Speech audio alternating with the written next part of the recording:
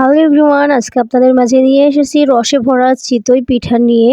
অনেকে এই পিঠাটাকে চরিত্রহীন পিঠা বলেন, কারণ এই পিঠা রসে ডোবানো যায়, এই পিঠা মাংসের সাথে খাওয়া যায়, এই পিঠা শাক ঘন্ট বা বিভিন্ন ভর্তার সঙ্গে খাওয়া যায়।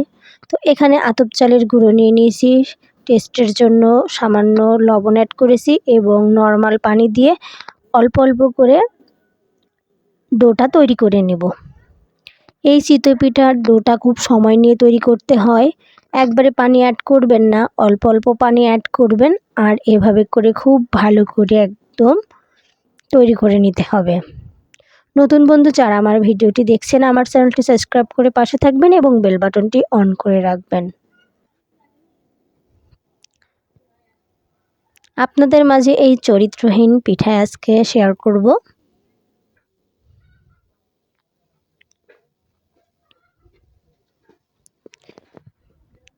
এই পিঠা যে কোনো কিছুর সঙ্গেই খাওয়া যায়। ঝাল ভর্তা, ধনিয়া পাতা ভর্তা, সরিষা ভর্তা, মাংস।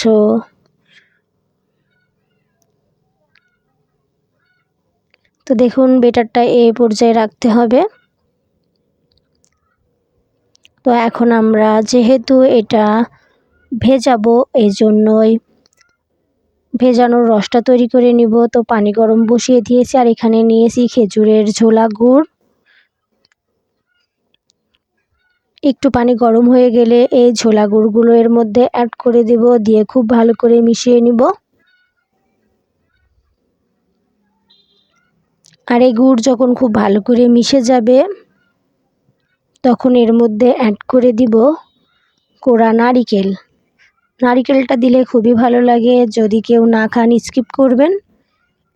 এবং স্মেলের জন্য 2-3টে এলাচ থেতো করে অ্যাড করতে হবে।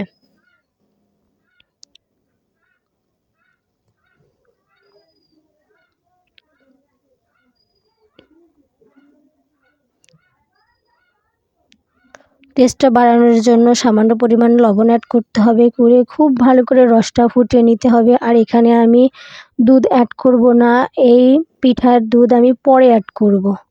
খুব ভালো করে ফুটিয়ে নামিয়ে রেখে চুলাতে পিঠা বসিয়ে দিচ্ছি। আর তাওয়াটা খুব ভালো করে গরম করে নিতে হবে এবং পিঠা যখন দিতে হবে তখনও চুলার আঁচ ঠিকঠাক রাখতে হবে, তাহলে পিঠা খুব ভালো করে ফুলবে। তো এভাবে সবগুলো দিয়ে নিব, দিয়ে নিয়ে ঢেকে দিব। আর এই তাওয়াতে একটু তেল ব্রাশ করে নিতে হবে। আর প্রতিবার পিঠা তোলার পরে খুব ভালো করে পরিষ্কার পানি দিয়ে মুছে নিতে হবে, তাহলে পিঠার পেছন পাটটা খুবই ভালো হবে। এভাবে করে সবগুলো তুলে নিব। তো যেগুলো হয়ে গেছে সেগুলো রসের মধ্যে দিয়ে দিব। গরম গরম পিঠা রসের মধ্যে দিলে খুব দ্রুত ভিজে যায়।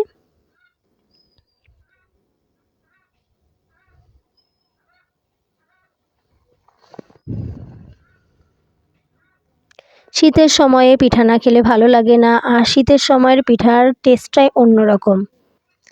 তো দেখুন অনেকটা ফুলকো এবং পেছন পাটটা দেখুন কতটা সুন্দর,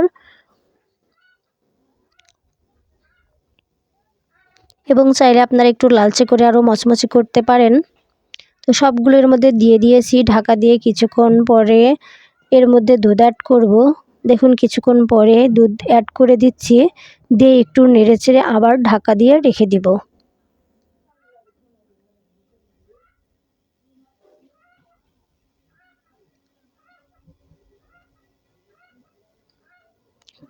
খুব ভালো করে মিশিয়ে নিয়ে সেটা ঢাকা দিয়ে রেখে দিব। দেখুন পরিবেশন করে নিয়েছি সকালের দিকে।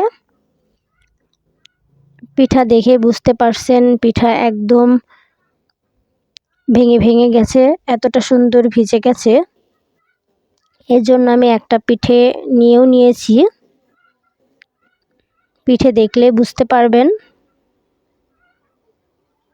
আজকের পিঠার রেসিপিটি আপনাদের কাছে কেমন লাগলো অবশ্যই জানাবেন। আর যদি ভালো লেগে থাকে বাসায় আপনারা একবার এভাবে বানিয়ে দেখবেন রসে ভরা চিতই পিঠা।